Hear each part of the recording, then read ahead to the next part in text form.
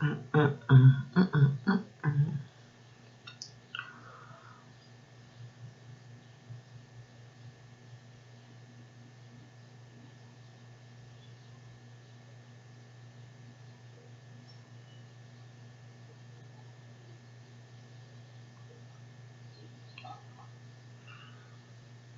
chicos, buenos días. ¿Cómo están?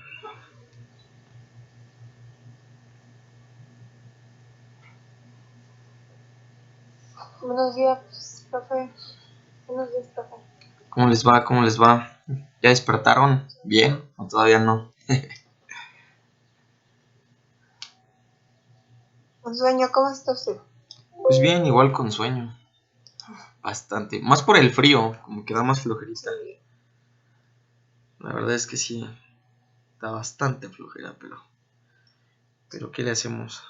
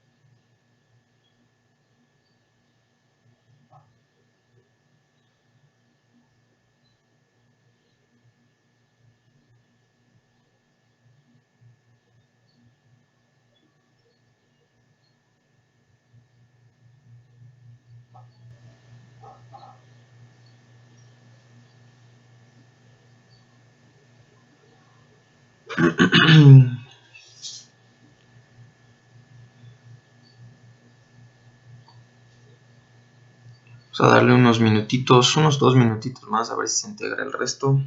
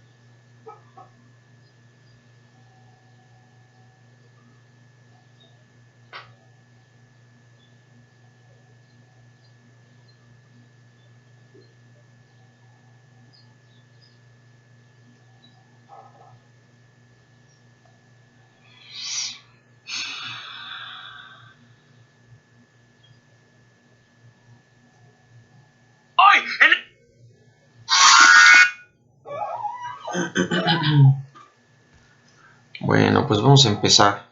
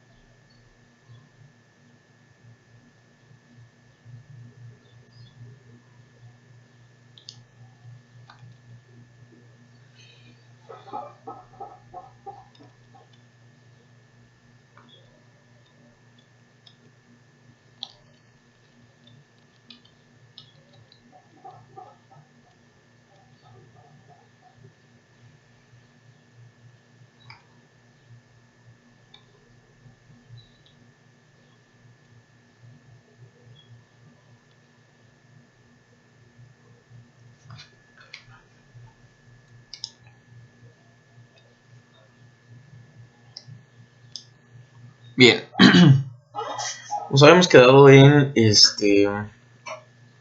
¿cómo se llama? En este tema que es el liderazgo. Y estábamos hablando, o íbamos a empezar a hablar sobre esta parte de los estilos de liderazgo como tal. ¿Sale? Vamos a iniciar desde esta diapositiva. Bueno, antes que todo, antes de seguir con esta diapositiva, les voy a comentar sobre sus calificaciones, pero bueno, las calificaciones se las voy a dar en la siguiente clase, ¿sale? En la clase de las 12. Les voy a dar la calificación tanto de esta materia como de la materia de planeación, ¿sale? Para que no haya ninguna duda. Les doy calificación más tarde y también de paso, pues de una vez subo calificaciones al rato, ¿sale? Para que no haya ningún problema. Nada más era como un comentario informativo.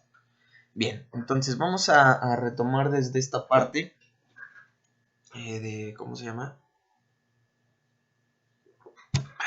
Perdón, desde esta parte de liderazgo, ¿sale? Entonces tenemos que estilo de liderazgo es el conjunto de acciones de los líderes, cómo lo perciben sus empleados, representando sus habilidades y actitudes en la práctica. Es una definición por Davis y Newstrom de 1994, ¿sale? Entonces tenemos que los estilos de liderazgo se pueden ubicar en las teorías de comportamiento de liderazgo, los cuales difieren según el poder u orientados hacia las tareas y hacia las personas, ¿sale? Entonces, cada estilo de liderazgo va a ser totalmente distinto respecto a cómo se ejerce el poder, ¿sale? Y cómo se llevan a cabo las tareas y cuáles son los objetivos por los cuales están planeados, ¿sale? En este caso, todas las personas van a ser totalmente diferentes, todas las personas van a tener un enfoque distinto y una manera de ver, en este caso, cómo se ejerce y cómo se ejecuta el poder. Número 1 tenemos a Kurt Lewin, que nos dice que él identificó 3 estilos de liderazgo orientados al poder, en donde cada uno tiene sus beneficios y sus limitaciones, aunque un líder puede utilizar los 3 estilos al mismo tiempo. Siempre uno tiende a dominar sobre los otros 2. ¿Sale? Entonces tenemos que, independientemente de que existen, o bueno, fueron identificados 3 estilos por este personaje, vamos a tener que no todos los estilos tienen una forma totalmente independiente. Ajá. Todos los estilos están directamente ligados o todos los estilos se pueden utilizar al mismo tiempo, aunque nos dice él que uno de ellos va a predominar o va a dominar ante los otros 2. Esto va a depender, pues bueno, de la personalidad de cada persona. Bien, entonces tenemos que esos 3 estilos, de liderazgo son los siguientes. Tenemos el liderazgo autocrático, tenemos el liderazgo democrático y tenemos el liderazgo participativo. En el caso del liderazgo autocrático, nos dice que en este estilo predomina la denominación e imposición. La dominación e imposición. Se ordena lo que se debe hacer. La comunicación es unidireccional, es decir, a una sola dirección. Es descendente. El poder y la toma de decisiones es centralizada. Al subordinado se le exige obediencia. Se acapara la autoridad y se asume la responsabilidad. ¿Sale? Entonces vamos a tener que en este estilo autocrático no va a haber como tal una posibilidad de poder brindar como tu punto de vista, ¿sale? Así de simple. O sea, o lo haces y se tiene que hacer de esta forma, y si no, pues es bajo tu responsabilidad, ¿no? O sea, realmente aquí en esta parte definitivamente se impone lo que se tiene que hacer, y no me importa aunque tú digas que así no se hace y aunque tú no estés de acuerdo y aunque tú tienes una idea o una posibilidad de hacer las cosas de diferente forma, pues no, se van a hacer a como yo te diga o a como el líder lo diga, ¿sale? En este caso aquí se va a respetar lo que veníamos hablando desde ya varios días sobre una autoridad descendiente. Y en este caso pues que tiene que ver con las jerarquías donde se tienen que respetar pues al 100%, ¿sale? Ahora nos dice también que es una toma de decisiones centralizada, es decir, que no tiene otra perspectiva, o es así o es así, definitivamente, ¿sale? Se centraliza en lo que tiene que decir el líder y en lo que tiene que decir la persona que se encuentra al mando. En este caso también nos habla un poco sobre que se tienen que asumir las responsabilidades. Desgraciadamente, si las cosas salen mal tras una orden, la responsabilidad pues va a ser de quien ejecuta la orden, no de quien la manda. Entonces, en este caso, si el líder está equivocado, pues quien se va a llevar la responsabilidad, en este caso va a ser el subordinado o el trabajador, ¿sale? No el líder como tal. Luego tenemos el liderazgo democrático. Tenemos que en el liderazgo democrático nos dice que este estilo es participativo e incluyente. La comunicación se da en dos vías, que es descendente y ascendente. Se toma en cuenta las opiniones de los subordinados y la autoridad es delegada y la responsabilidad compartida. ¿Sale? Entonces en esta parte del liderazgo democrático nos dice que aquí ya vamos a incluir un poquito más a los trabajadores o a los subordinados. Vamos a tener un poquito más de comunicación con ellos, dado que las vías ascendentes y descendentes quiere decir que vamos a tener tanto comunicación de nuestra parte como líderes hacia los subordinados, como lo que esperamos recibir o las opiniones que esperamos recibir por parte de ellos hacia nosotros.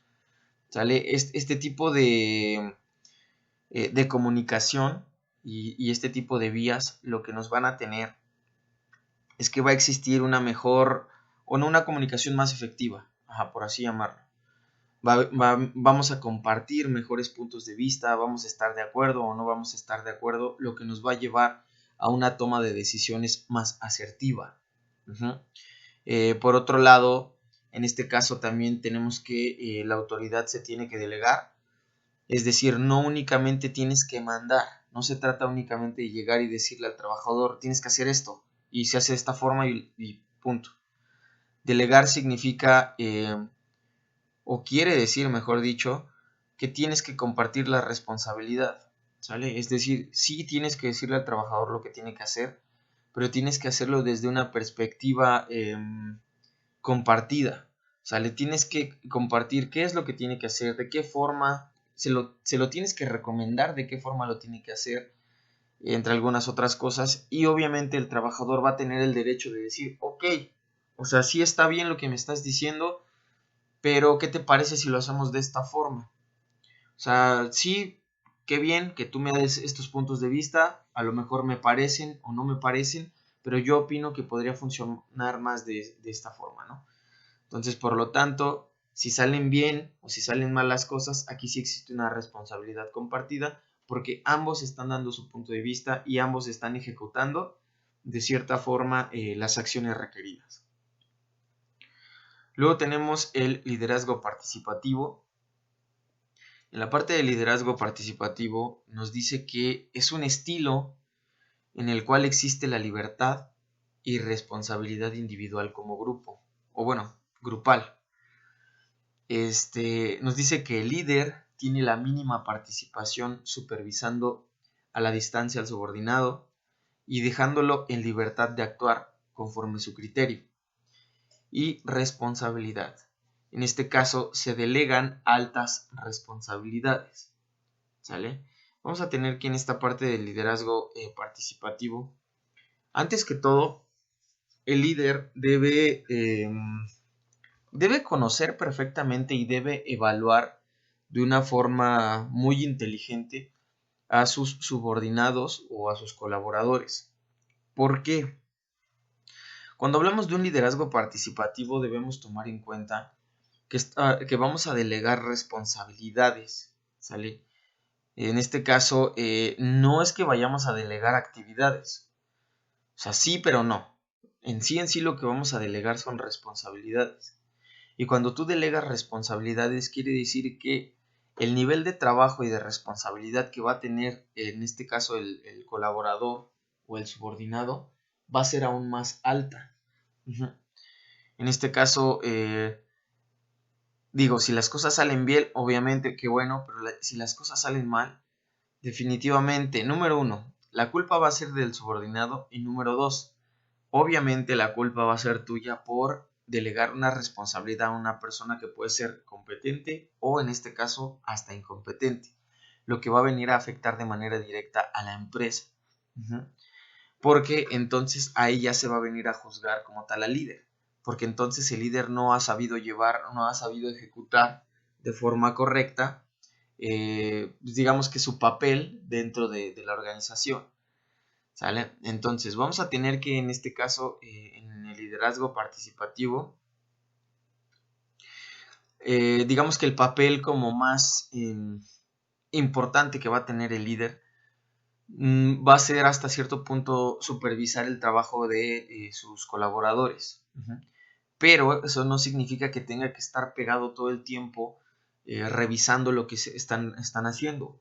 Aquí el punto es, puedo revisar desde un inicio, puedo escuchar a lo mejor su plan de acción, cuál es lo que tienen pensado hacer o qué es lo que tienen pensado hacer en tal situación, y en base a eso se les da luz verde, que puedan trabajar al respecto, se revisa, únicamente en base al plan de acción presentado, se toma en cuenta, pues digamos que qué es lo que están haciendo, si lo están haciendo bien o lo están haciendo mal, y se les deja trabajar en base a la responsabilidad, ¿sale?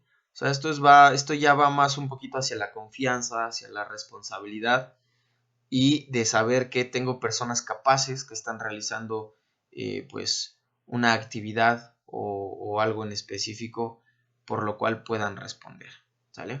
Entonces, en este caso estos van a ser los 3 estilos de liderazgo que, bueno, que son considerados por este personaje llamado Kurt Lewin, ¿sale? Por otro lado, tenemos que Blake Moton, perdón. En este caso tenemos que Blake Moton, Blake y Moton, perdón, no, yo no leí bien. Nos dice que ellos desarrollaron una representación gráfica bidimensional con el enfoque hacia las personas en el eje vertical y hacia las tareas en el eje horizontal, señalando 5 estilos de liderazgo. ¿Sale? Entonces vamos a tener que existen 5 estilos de liderazgo. Como número 1 tenemos el liderazgo pobre. Número 2 tenemos el liderazgo de tarea. Número 3 tenemos el liderazgo a mitad del camino. Número 4 tenemos el liderazgo del club campestre. Y número 5 tenemos el liderazgo en equipo. Si nos damos cuenta, aquí tenemos una representación gráfica, claro, donde, como bien nos dice, en el eje vertical tenemos la representación de las personas. En este caso tenemos también una numeración del 1 al 9. Y en la parte horizontal tenemos, o en el eje horizontal tenemos la producción, igual con una numeración del 1 al 9. ¿Sale? En este caso, si se dan cuenta que, bueno, creo que ustedes ya vieron la parte de microeconomía y de macroeconomía, cómo se mueve la oferta y la demanda. En este caso, esta gráfica nos va a hablar un poco o nos va a decir hasta cierto punto de qué manera se mueve el liderazgo. Y en este caso se va a mover casi de la misma forma que como se mueve la oferta y la demanda. ¿Sale? Entonces tenemos en el 1.1, que es el liderazgo pobre, que es el más cercano a los dos ejes y por lo tanto el más cercano al número 1. ¿Sale? Quiere decir que entonces este liderazgo va a ser pobre porque va a ser carente de muchas circunstancias. Luego tenemos a la mitad, justamente a la mitad en el número 5, tanto del eje vertical como en el eje horizontal, el liderazgo a mitad del camino. Posteriormente tenemos en el eje vertical, tenemos en el número 9 y en el eje horizontal tenemos el número 1, el liderazgo del club campestre. No sé por qué se llama así, ahorita lo vamos a leer. Luego tenemos en el eje vertical, en el 1 y eje horizontal, en el 9, el liderazgo de tarea. Y finalmente tenemos en el eje horizontal, en el número 9 y eje vertical, en el número 9, el liderazgo en equipo. ¿Sale? Todo va a ser una composición de los diferentes estilos señalados aquí y como les comentaba desde un inicio, se va a mover respecto a la oferta y la demanda. Ok, entonces tenemos que, respecto a lo antes hablado, en el 1.1, tenemos que el liderazgo pobre es aquel donde el líder muestra un poco de interés hacia los subordinados y realiza un esfuerzo mínimo para cumplir con la tarea. ¿Sale? Entonces, en este caso,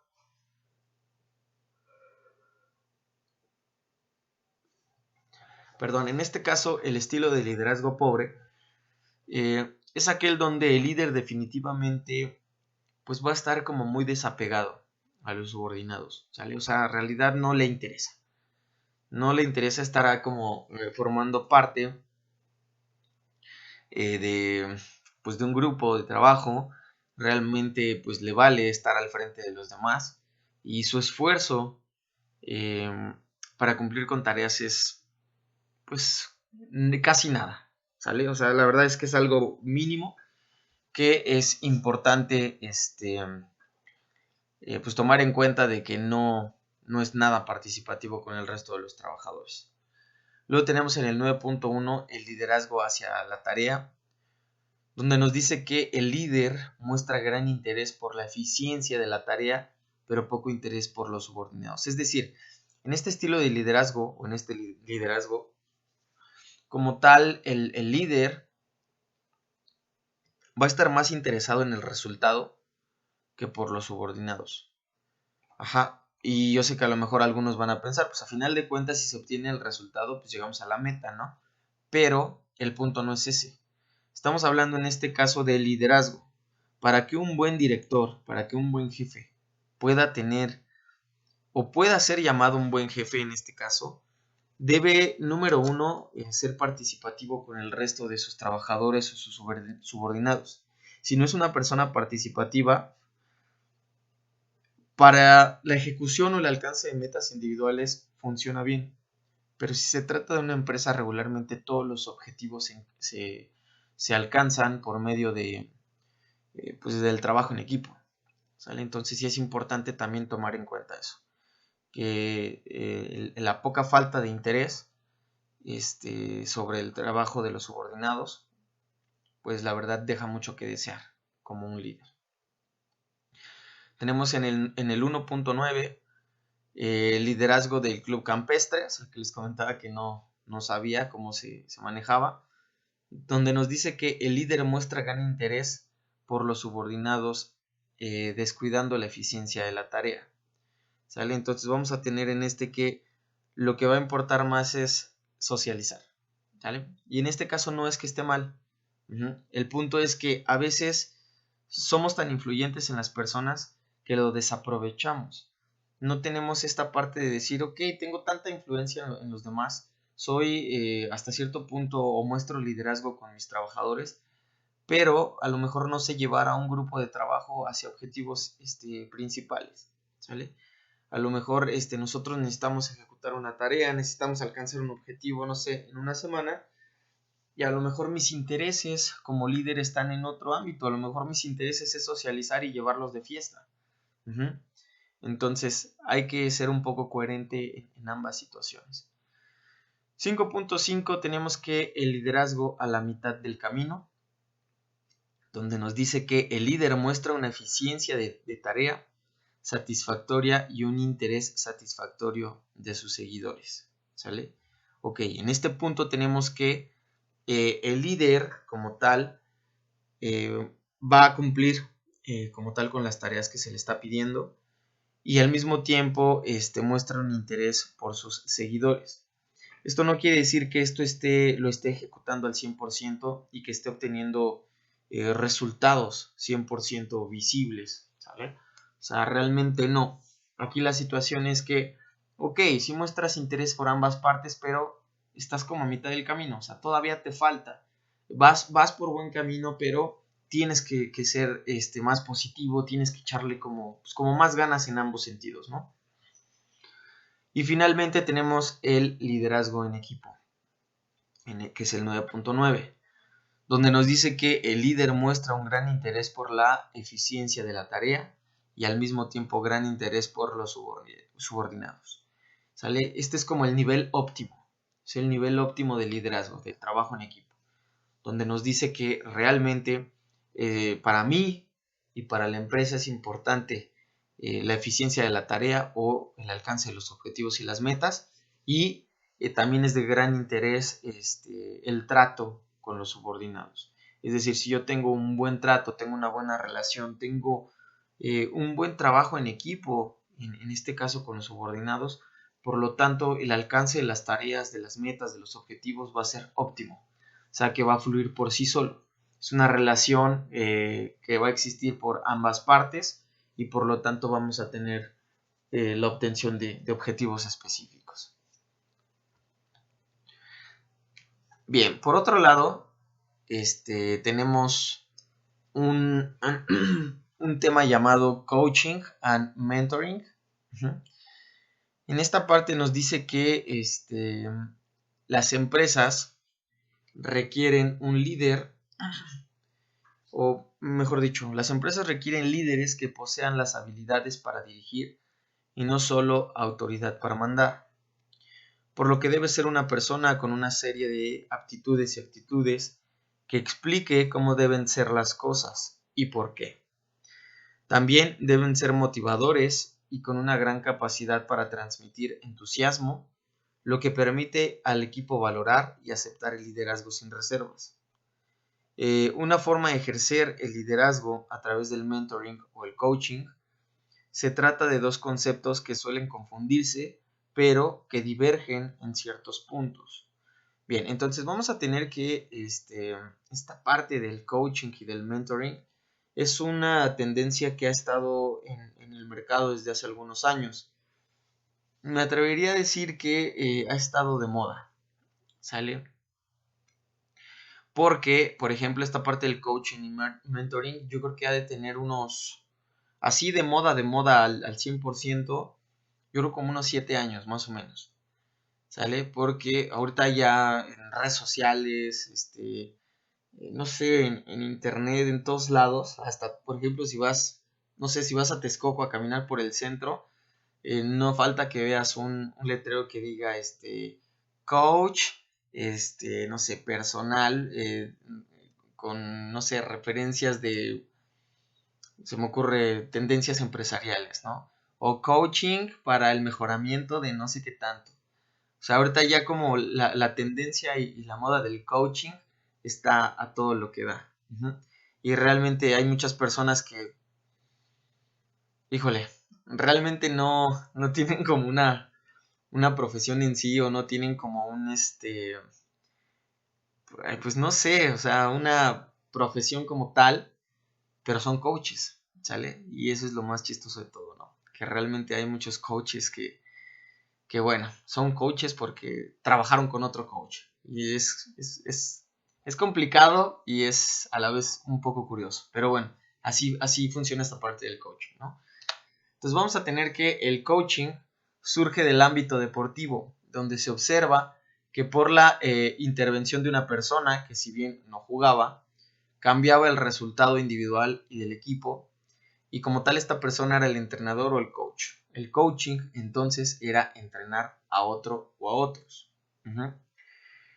El mentoring debe su nombre a la mitología griega, que es Mentor, que era el amigo íntimo de Ulises, el protagonista de la Odisea de Homero, donde nos dice que antes de partir a Troya, Ulises pidió al mentor que se encargara de preparar a su joven hijo, Telemaco, para sucederle como rey de Ítaca.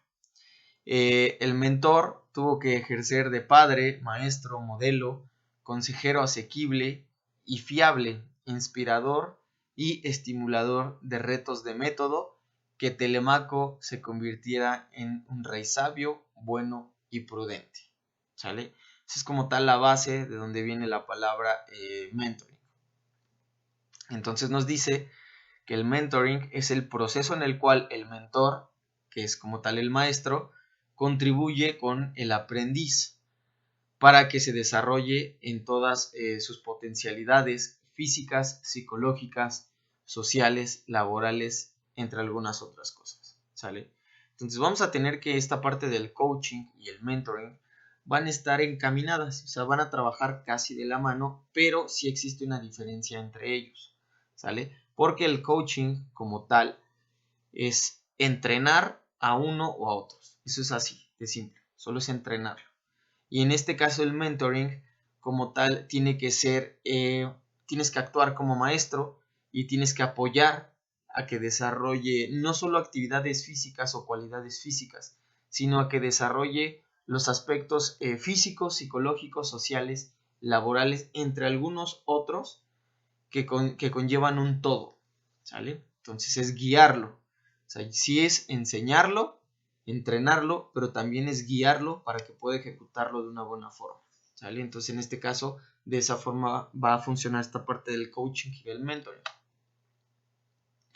Desde el punto de vista del liderazgo, entonces, vamos a tener que el coaching es el proceso en el que dos o más personas interactúan, estableciendo una relación en la que el coach ayuda a la otra, que es el entrenado, a que consiga sus objetivos a través del compromiso y las competencias para lograr la excelencia en el desempeño y resultados. El entrenado no aprende del coach, sino de sí mismo estimulado por el coach.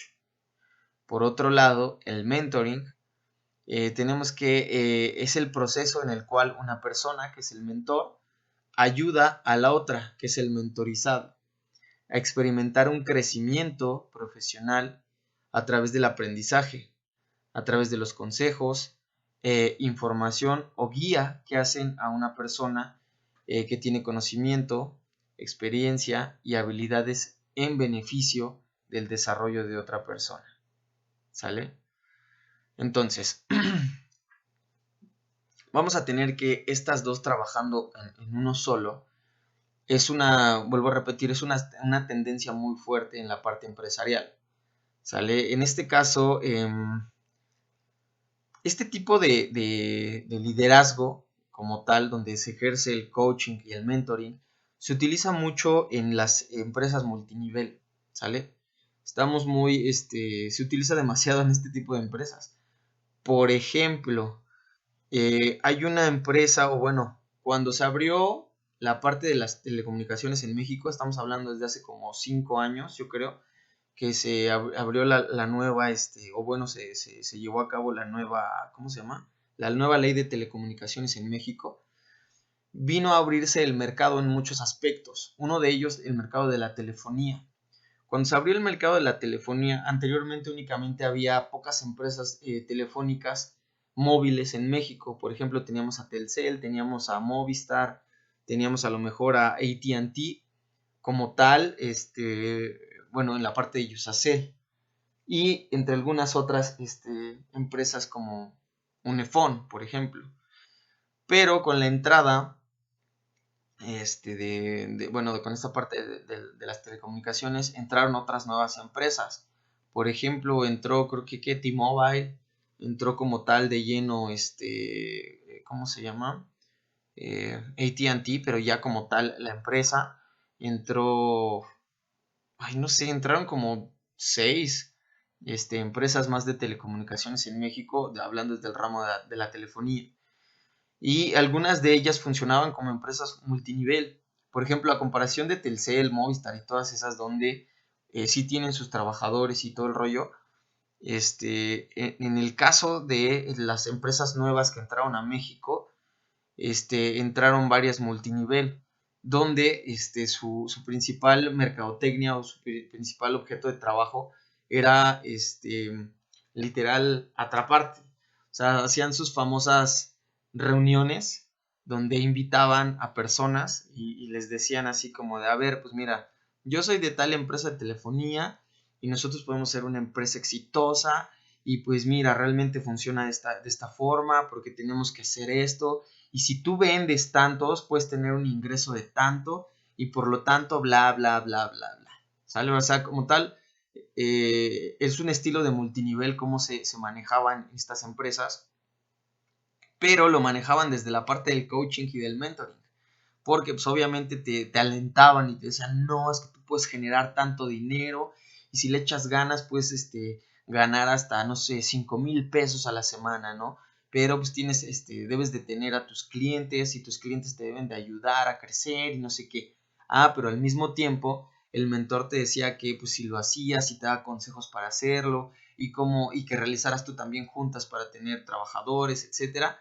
Y al final de cuentas el mayor beneficio era para pues el coach, ¿sale? O el mentor, porque él se llevaba la mayor parte del pastel y pues tú ibas generando. Entonces era una empresa como tal multinivel. Pero bueno, ahorita lo retomamos con ejemplos un poquito más amplios y nos vemos de regreso en 10 minutitos, ¿vale? 10 minutos los veo de regreso para retomar desde esta parte.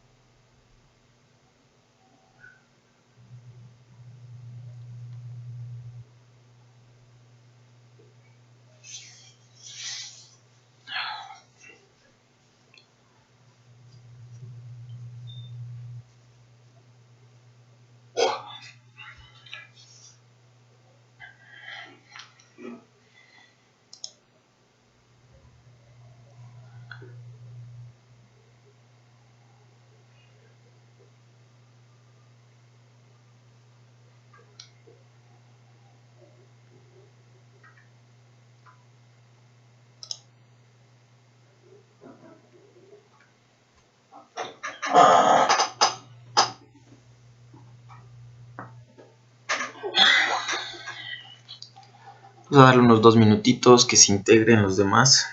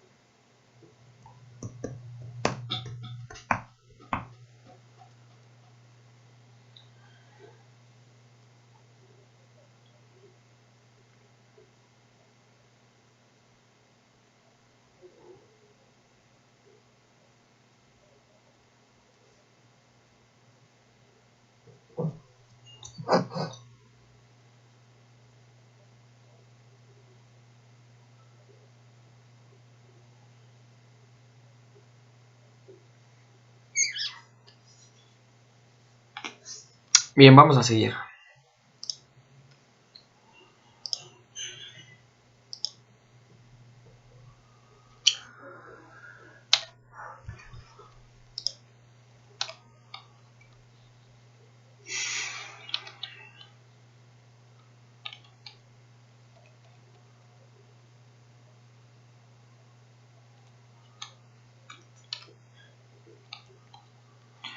Ok, entonces estábamos hablando de el coaching y el mentoring y hablábamos de algunas, lo que les mencionaba de las empresas multinivel y de cómo el coaching y el mentoring ha venido siendo como una tendencia o una moda desde hace algunos años hacia acá. Bien, entonces tenemos que, nos dice que todo mentor es un coach, pero no todo coach es un mentor. Y eso es más que cierto. ¿Por qué? Porque toda persona que es un maestro para nosotros, o sea, que en realidad estamos aprendiendo o existen cosas que aprendemos de algo, como tal es un coach, ¿sale? Porque nos está entrenando, porque nos está diciendo hasta cierto punto cómo se tienen que hacer las cosas y cuál es la recomendación. Pero por otro lado, no toda persona que nos dice qué tenemos que hacer o para dónde tenemos que ir, como tal viene a ser un maestro, porque no siempre aprendemos lo que nos dicen que hacer. ¿Me explico? Entonces es mejor ser un mentor y de cierta manera desarrollar capacidades de coach que ser un coach y, y no ser un mentor, ¿sale? Porque si no únicamente vamos a llegar a mandar y el mensaje no se va a comprender por parte de las personas. Dice que hay quienes prefieren no hacer distingo o distinción y abarcarlo todo completo. Solo hablan del coaching, pero como no pueden negar la diferencia de grado, han creado la expresión de coaching ontológico, que es la luz interior que descubre los objetos del mundo, y reemplazarlo por el mentoring o en reemplazo del mentoring. ¿sale? En lugar de utilizar mentoring, utilizan la palabra ontológico, ¿sale? Únicamente para que no puedan hacer o que las personas no les interese realizar la distinción sobre el coaching y el mentoring y utilizan más la palabra ontológico. Entonces tenemos que existen unas diferencias básicas entre el coaching y el mentoring.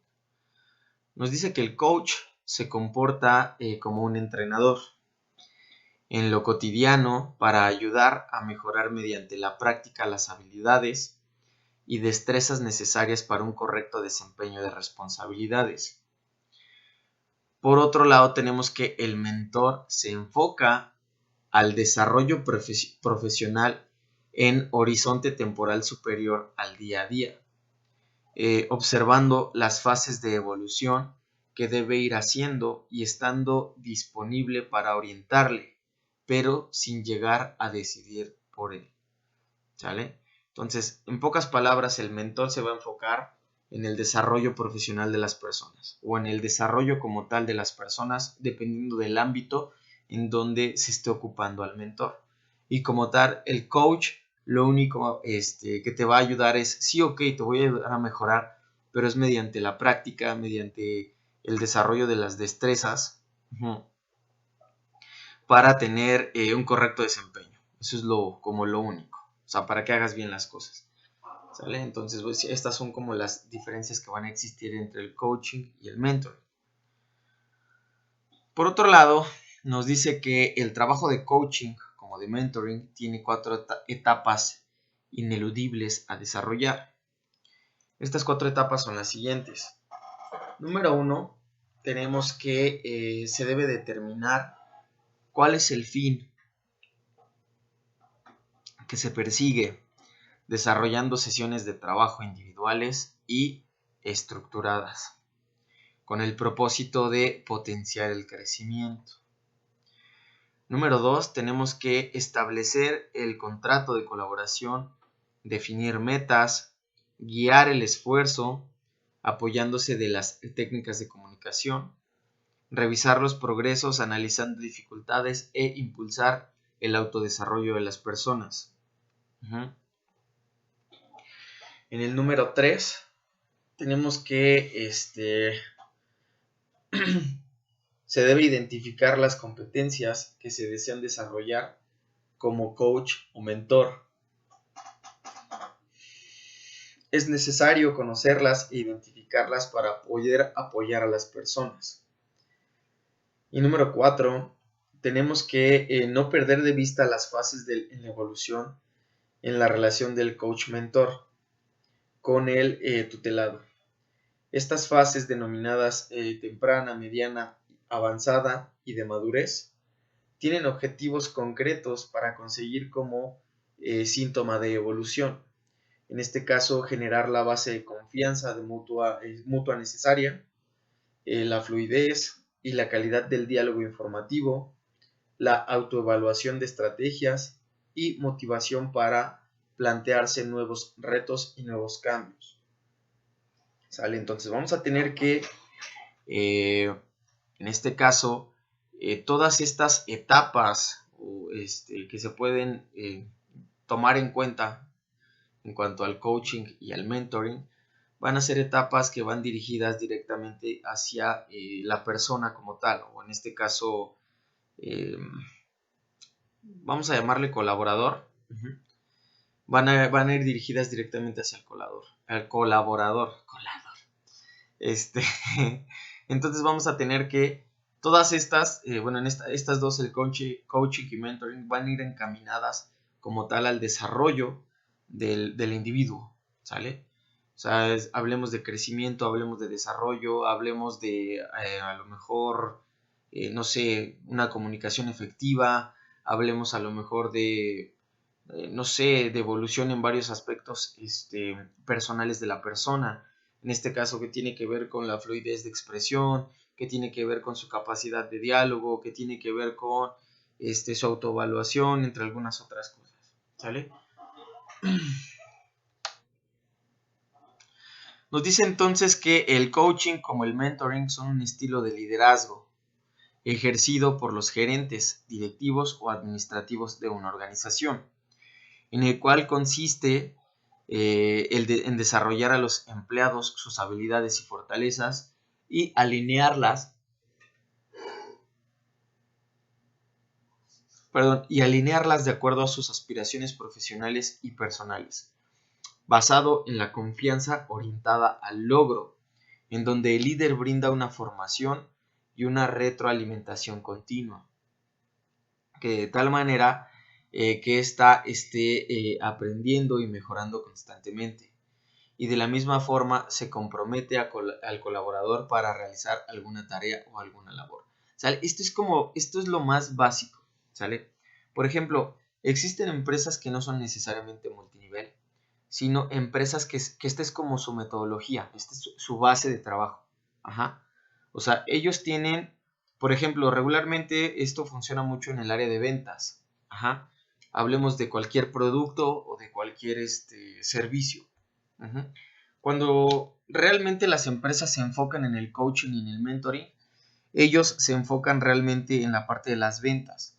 ¿Por qué? Supongamos que ustedes tienen una empresa y entonces lo que quieren literal es vender. Vamos a suponer que ustedes venden, no sé. Mira, se las voy a poner sencilla. La parte de lo de Royal Prestige, ajá, como tal, es vender artículos de calidad y artículos, como se podría decir, que de alto valor. Ajá. En este caso, pues todos sabemos que esta empresa como tal, todos sus productos son muy caros, muy, muy caros. Entonces, ¿qué es lo que pasa? Esta empresa se enfoca directamente a esta parte del coaching y del mentoring. Uh-huh. Porque les dicen, ok, ¿quieres ganar tanto dinero? Vamos a suponer, no sé, hasta, no sé, 10,000 pesos a la quincena. ¿Qué es lo que tienes que hacer? Ok, nosotros somos una empresa que se encarga de esto, esto, esto y el otro. Nuestro principal mercado es ¿cómo se le dice? El hogar, ¿sale? ¿Por qué? Porque nosotros vendemos baterías para el hogar, vendemos cuchillos, vendemos todo este tipo de cosas, pero no es solo eso. Nosotros te estamos brindando una experiencia. Nosotros te estamos ofreciendo una experiencia. ¿Por qué? Porque nuestro producto es único, porque nuestro producto bla, bla, bla, bla, bla. Y una vez que se les da como la inducción necesaria a los trabajadores o a los vendedores, ahora sí se les motiva. A ver, ok, tú vas a llegar y vas a decir esto, y vas a vender y lo vas a ofrecer de esta forma, porque tienes que explotar a lo mejor la parte motivacional que tú tienes. Es decir, si tú tienes habilidades para expresarte, para hablar, ¿cómo lo tienes que hacer? O a lo mejor no eres una persona que habla muy bien, ok, tienes que hacerlo de esta forma, tienes que entrar al público desde esta forma y ser como muy coherente con todo lo que estás diciendo. Y tienes que generar un lazo con el cliente, tienes que generar confianza, tienes que proyectarle una confianza para que esta persona esté convencida que le tienes que comprar, ¿sale? Esté convencida que el producto que tú le estás ofreciendo es un producto de súper alta calidad que no debe prescindir, del que no debe prescindir, ¿sale? Que debe formar parte de su cocina y que lo tiene que ocupar día a día, ¿sale? Entonces, ¿qué es lo que pasa? Lo que están haciendo es que literal están coacheando a sus vendedores. Uh-huh. Les están hasta cierto punto enseñando qué es lo que tienen que hacer, cómo tienen que ofrecer el producto, cuáles son los beneficios del producto, ¿sale? Porque en sí, por ejemplo, si hablamos de esta parte de Royal Prestige, creo que a todos nosotros, o al menos a 2, 3 de ustedes, les han ido a ofrecer este producto. Y el producto no, es que lo manejan como una asesoría nutricional, ¿no? Y te dicen, no, es que el pollo y que no sé qué, y que debe tener estas características, y que todos sus valores nutricionales se mantienen de mejor forma en nuestros productos, y que bla, bla, bla, y dejemos a un lado el teflón, y dejemos a un lado el peltre, y que desprenden estos, ¿cómo se llama? Estas sustancias, bla, bla, bla, ¿no? O sea, son cosas que a lo mejor ya conocemos, pero pues obviamente por practicidad y por economía pues compramos los otros, ¿no? Porque realmente cuánto te cuesta una olla de Royal Prestige, ¿no? O sea, es así como de, híjole, sí, pero no. Ajá. Entonces ellos se enfocan en brindarle como todas estas características a su punto de venta o a su estrategia de ventas, y como tal es el coaching. O sea, ellos los coachean para que puedan vender este producto de la mejor forma y por lo tanto puedan alcanzar o realizar una tarea o una labor que en este caso es la venta del producto. Si no vendes el producto, no obtienes tus comisiones. Así es como funciona. Digo, esa es una de las tantas empresas que funcionan por medio del coaching. Hablemos de más todavía, ¿no? Ok, antes de entrar a esta parte de la ética, vamos a hacer una pausa tantito aquí en el coaching, dado que es un tema interesante, o sea, es un tema como muy importante. En el área de alimentos y bebidas es un tanto complicado tratar de adentrarnos en el coaching como tal en la venta de alimentos y bebidas, porque no suele funcionar, ¿saben? O sea, no es el mercado. La verdad es que no es el tipo de mercado donde se pueda aplicar esto. Por ejemplo, vamos a hablar de utensilios para cocina, vamos a hablar a lo mejor de libros, vamos a hablar a lo mejor se me ocurre, algunos suplementos alimenticios. Por ejemplo, empresas como Herbalife, empresas como OmniLife, empresas como Usana Health and no sé qué, esa también funciona de ese tipo. Empresas, por ejemplo, no sé, hay otra empresa que se llama, parecida a Herbalife y OmniLife, que se llama Vibri, que lo utilizan como retos. Ajá, es el reto Vibri. No me acuerdo qué otro tipo de empresas, ¿sale? Pero en realidad, enfocadas a la parte de alimentos y bebidas, pues no funciona esta parte del coaching y del mentoring, porque al final de cuentas la comida se vende por sí sola. O sea, no necesitas como lavarle el coco a la gente para que pueda consumir tu producto. O sea, a lo mejor lo haces mediante mercadotecnia, ajá, por la mercadotecnia aspiracional, lo que tú quieras, pero al final de cuentas no necesitas como esta parte del coaching o del mentoring para poder llegar al mercado de los alimentos y las bebidas. Al final de cuentas el alcohol siempre va a ser alcohol, los jugos siempre van a ser jugos, ajá, el agua siempre va a ser agua, la comida, las pizzas, las hamburguesas siempre van a ser lo mismo. Ajá. Sí puede tener un toque de diferencia y a lo mejor es el toque gourmet o la ventaja que tenemos ante los demás productos, pero como tal no necesitamos decirle a la gente, no, o sea, tú tienes que consumir esta agua, ¿eh? ¿Por qué? Porque esta agua es imprescindible en tu vida, o sea, tienes que hacerlo. ¿Por qué? Porque si no, a lo mejor, si no la consumes, va a ser un pecado, ¿no? O sea, estoy divagando, pero a final de cuentas eso es lo que está promocionando el coaching y el mentoring. ¿Qué es lo que tienes que decir para que la gente se convenza que tienes que comprar el producto? ¿Sale? Entonces, retomando, por ejemplo, la parte de, por ejemplo, en algunos otros productos, lo que les mencionaba, a lo mejor los productos de suplementos alimenticios, hablando a lo mejor de Herbalife, de Usana, del Reto Vibri, de todas esas, aquí el punto es, ¿quieres mejorar tu salud? ¿Quieres ser una persona que a lo mejor no sufra de ciertas enfermedades? Tienes que atenderte. ¿Y cómo te atiendes? Ok, debemos tener una visión, debemos tener una proyección, debemos pensar en grande. ¿Por qué? Porque pues a lo mejor los suplementos alimenticios es lo de hoy. Porque entonces si no tienes tiempo de comer, pues puedes consumir suplementos alimenticios. Si no encuentras a lo mejor las cantidades necesarias de, no sé, se me ocurre omega 3 en los alimentos, pues yo tengo este suplemento que a lo mejor lo tienes que consumir porque es imprescindible que tú lo tengas. Los omega 3 y los omega 6, omega 9 tienen que formar parte primordial de tu día a día porque te ayudan a bla, bla, bla, bla, bla, ¿no? O sea, como tal es meter información hacia las personas. Ahora sí que llenarles el coco y que ellos digan, ok, tienen razón. O sea, tienen razón, tengo que consumir este producto. Y eso es lo que hacen. Por ejemplo, en el reto Vibri, lo que hacen, eso es una serie como tipo licuados, ajá. Y lo que hacen es, te meten como un rollo muy aspiracional. Ajá, y te dicen, ¿sabes qué?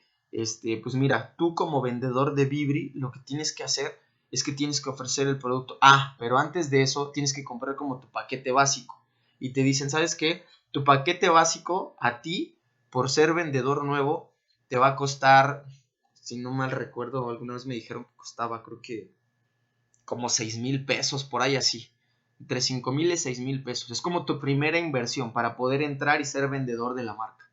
Ajá. Una vez que tú entras y eres vendedor de la marca, ya la marca te manda como tipo manuales de coaching y te manda como conferencias y te manda cosas así de cómo tienes que tú promocionar tu producto. O sea, cómo vas a entrar al mercado y decirle a las personas que tienen que consumir este producto para que puedan bajar de peso, para que puedan mantenerse a la línea, para poder estar como en el círculo, porque Vibri es como un círculo, y por lo tanto poder generar puntos y bla, bla, bla. Y si metes a una persona y si metes a dos personas, tú empiezas a tener ingresos, bla, bla, bla. O sea, es como, ¿cómo se llama? Multinivel, pero al mismo tiempo manejan el coaching.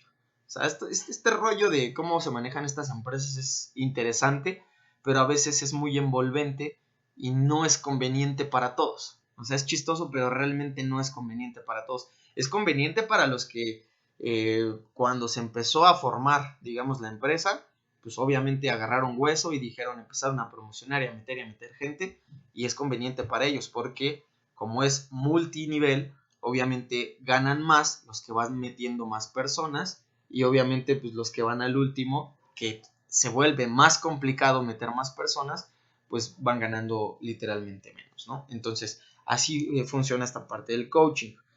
Por otro lado, hace un ratito, cuando estábamos en el descanso, estábamos, bueno, yo me puse a leer un poquito más sobre el coaching y encontré unos datos importantes e interesantes en la revista Forbes México, ¿sale? Que es una revista totalmente empresarial. Y nos habla sobre algunas verdades que existen en el coaching como tal, y que a lo mejor para muchos empresarios, para muchas empresas o trabajadores como tal, pues es un poco incómodo. Algunos para ellos es incómodo y para otros pues X, no pasa nada, ¿no?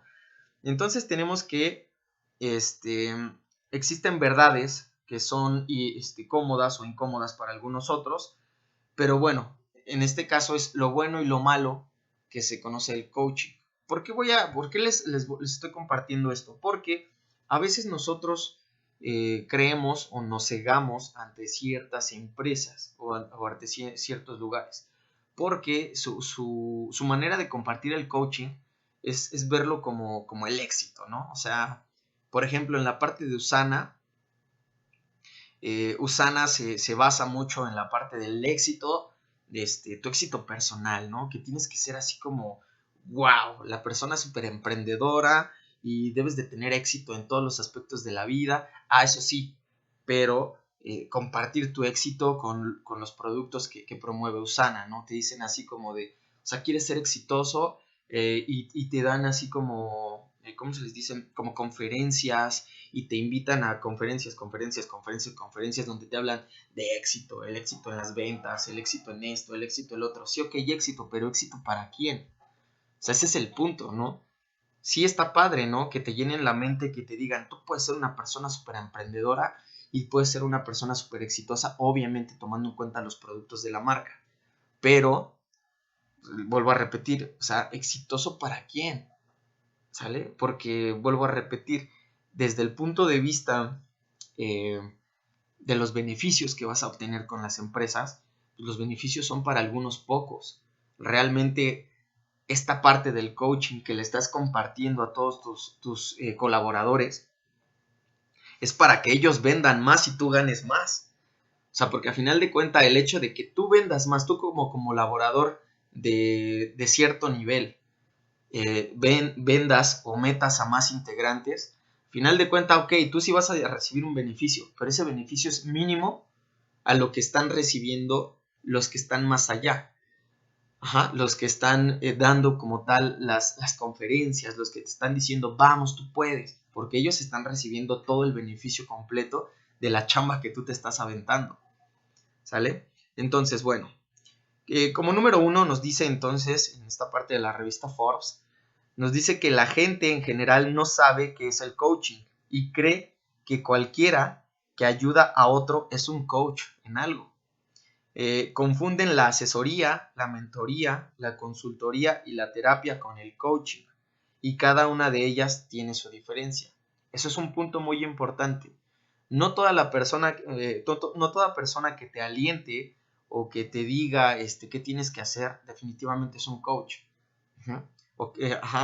Muchas veces creemos que el alentarnos en decir, vamos, tú puedes, tienes que ser exitoso, vamos, eso no es ser un coach, o no es un coaching como tal, ¿sale? Eso es únicamente te están alentando y te están diciendo, pues órale, tienes que hacerlo de esta forma, pues para que vendas, ¿no? Entonces hay que tener en cuenta y hay que saber distinguir si es que ustedes piensan estar en una empresa de ese tipo. Si alguno de ustedes ha estado o ha intentado estar en una empresa de ese tipo, no me va a dejar mentir que eso es el pan de cada día, y que te mandan correos y que te mandan libros, que te mandan links para conferencias o te invitan a conferencias presenciales, y todo es así como de somos un equipo de trabajo y vamos a ser exitosos y no sé qué tanto, y de esa forma es como funciona esto, ¿no? De estas empresas. Como número 2 tenemos que el coaching es un proceso metodológico que se aprende y lleva años perfeccionarlo.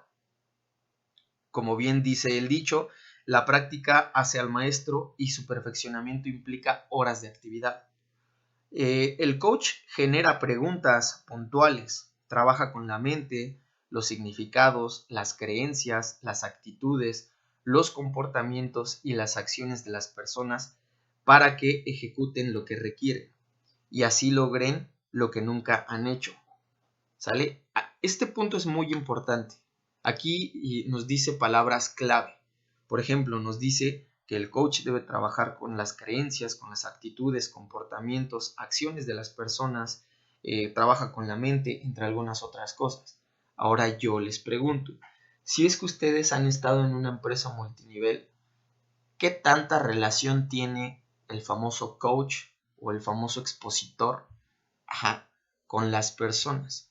Si estamos hablando que es una conferencia para, no sé, 150 personas, ¿en dónde está esa parte de trabajar con las creencias, con las actitudes personales de la persona? O sea, es un tanto complicado, ¿saben? La verdad es un tanto complicado tratar de identificar la parte del coaching, ¿sale? O nada más del guía o el del expositor. Entonces, a veces nos venden humo. Realmente las empresas nos venden humo, porque como nosotros no sabemos en realidad qué es un coaching, no sabemos cómo funciona, pues nos venden humo y nos lavan el coco, diciendo que esta persona que gana mucho dinero y que tiene un Mercedes-Benz, es la persona más exitosa de la empresa y por lo tanto tenemos que seguir su ejemplo. ¿Y cómo vas a seguir su ejemplo? Vendiendo el producto, así de simple. Y te lavan el coco, ¿no? Pero bueno, así funciona. Número 3, tenemos que la base del coaching es la ontología, que es el estudio del ser. El coaching, por principio, se enfoca en las significaciones y resignificaciones del individuo, para con ello trabajar las distintas áreas de su vida, motivar, construir estrategias, concretar cambios por medio de acciones. ¿Sale? Entonces vamos a tener que, para poder ser un coach, tienes que analizar en esta parte, al individuo como tal. O sea, tú tienes que identificar al individuo para poder saber qué es lo que tienes que enseñarle, qué es lo que tienes, o para hacia dónde van las estrategias, o qué es lo que tienes que mejorar en esta persona para que pueda ser o pueda llegar a la meta o al éxito requerido. Vamos a suponer, si tú estás trabajando en una empresa de ventas, obviamente un coach te tiene que analizar, te tiene que decir, ¿sabes qué? Tu manera de hablar no es correcta. O sabes qué, tu postura no es correcta, tus expresiones no son correctas, tu manera de afrontar a las personas no está bien hecho. Es un análisis concreto de las personas para poder coacharla, para poder decirle qué es lo que tienes que hacer, cómo tienes que funcionar en el mercado y cuáles son las recomendaciones que debes de tomar en cuenta. Más no decirle, tú vende porque eres exitoso y no sé qué, y la fregada. Eso no es ser un coach. Número 4, tenemos que si la persona que lo estudia y lo pretende dar no es psicólogo o comunicólogo, requiere de al menos otra herramienta para filtrar la información que el coachee, en este caso del que toma el coaching. Comunica para en sí analizar y estudiar los procesos mentales del significado. Hay quienes lo estudian con una programación neurolingüística, que hasta el momento es la estructura más conocida para hacerlo, pero no necesariamente la más efectiva. Un seminólogo con estudios en psicología y análisis de discursos está más preparado para la actividad que quien solo estudia la programación neurolingüística y no tiene un background adecuado, que es sencillamente más fácil aprender en neurolingüística. No obstante, las capacidades y alcance dependerán de la práctica y habilidades del coach en el desarrollo del proceso. ¿Sale? Entonces, para poder ser un coach de ventas o de lo que sea, en este caso empresarial, debes de tener conocimientos de psicología, debes de tener conocimientos de, en este caso, de ser un comunicólogo o ser una persona que conozca cómo funciona la expresión, y en este caso la programación neurolingüística. De esa forma tú vas a poder ser un coach y tener coaching y tener mentoring y no nada más ser un alentador, ¿sale? Entonces, bueno. Por otro lado, nos dice también que el coaching por principio es ejecutivo. La intención última de su estudio y puesta en práctica es implementar acciones y ejecutarlas con seguimiento de tu coach. Una vez que hemos logrado la resignificación de las creencias o concepciones mentales para que la persona avance sin trabas, se generan estrategias, tácticas, caminos, acciones claras y contundentes, ¿sale? Entonces vamos a ver que el coaching va más allá de todo esto. O sea, independientemente, digo, yo nada más le estoy dando así como un preámbulo como muy general de cómo funciona en la vida real el coaching o el mentoring, y que a veces muchas empresas únicamente, pues literalmente nos están tomando el pelo, porque muchos, por ejemplo, muchos de ellos se adjudican títulos que realmente no les pertenecen y nosotros tontamente los creemos.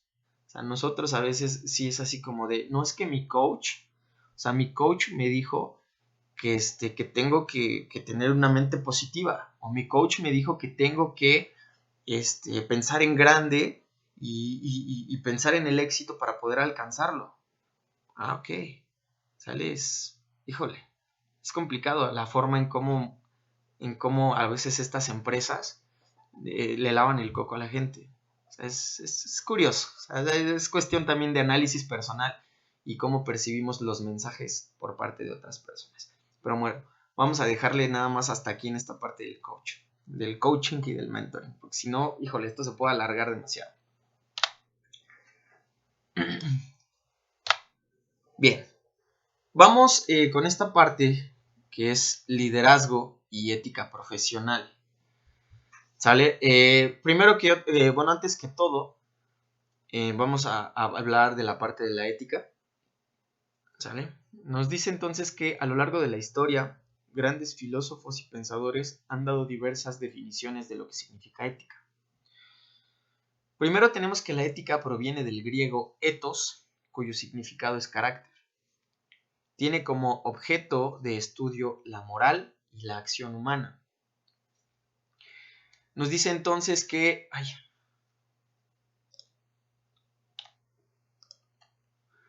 ¿Sale? Bueno, vuelvo a repetir, es que le cambié. Entonces tenemos que la ética proviene del griego ethos, cuyo significado es carácter. Tiene como objeto el estudio de la moral y la acción humana. Su estudio se remonta a los orígenes de la filosofía moral en Grecia y su desarrollo histórico han sido diversos. Una doctrina ética elaborada y verifica afirmaciones o juicios. Esta sentencia ética, juicio moral o declaración normativa es una afirmación que contendrá términos tales como lo malo, lo bueno, lo correcto, lo incorrecto, lo obligatorio, lo permitido, entre algunos otros términos. referido a una acción o a una decisión. Cuando se emplean sentencias éticas, se está valorando moralmente a las personas, situaciones, cosas o acciones. La ética estudia la moral y determina qué es lo bueno y desde este punto de vista cómo se debe actuar, es decir, la teoría o la ciencia del comportamiento moral.